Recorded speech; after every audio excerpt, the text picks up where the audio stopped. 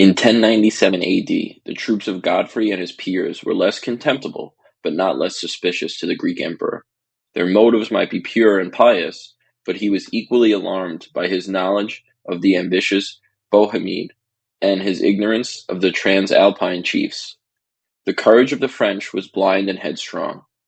They might be tempted by the luxury and wealth of Greece, and elated by the view and opinion of their invincible strength, and Jerusalem might be forgotten in the prospect of Constantinople. After a long march and painful abstinence, the troops of Godfrey encamped in the plains of Thrace. They heard with indignation that their brother, the Count of Vermandois, was imprisoned by the Greeks, and their reluctant duke was compelled to indulge them in some freedom of retaliation and rapine. They were appeased by the submission of the Emperor Alexius. He promised to supply their camp, and as they refused, in the midst of winter, to pass the Bosphorus, their quarters were assigned among the gardens and palaces on the shores of that narrow sea.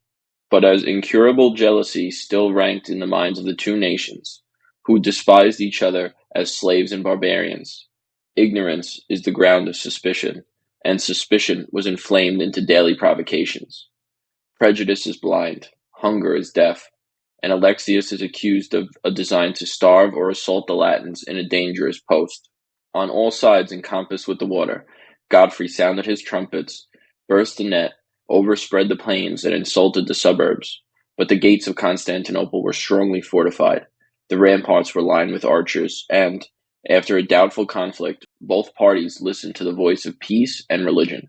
The gifts and promises of the emperor insensibly soothed the fierce spirit of the Western strangers.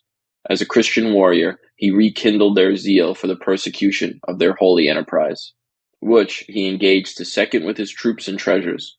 On the return of spring, Godfrey was persuaded to occupy a pleasant and plentiful camp in Asia, and no sooner had he passed the Bosporus than the Greek vessels were suddenly recalled to the opposite shore. The same policy was repeated with the succeeding chiefs, who were swayed by the example and weakened by the departure of their foremost companions. By his skill and diligence, Alexius prevented the union of any two of the Confederate armies at the same moment under the walls of Constantinople, and before the feast of the Pentecost, not a Latin pilgrim was left on the coast of Europe.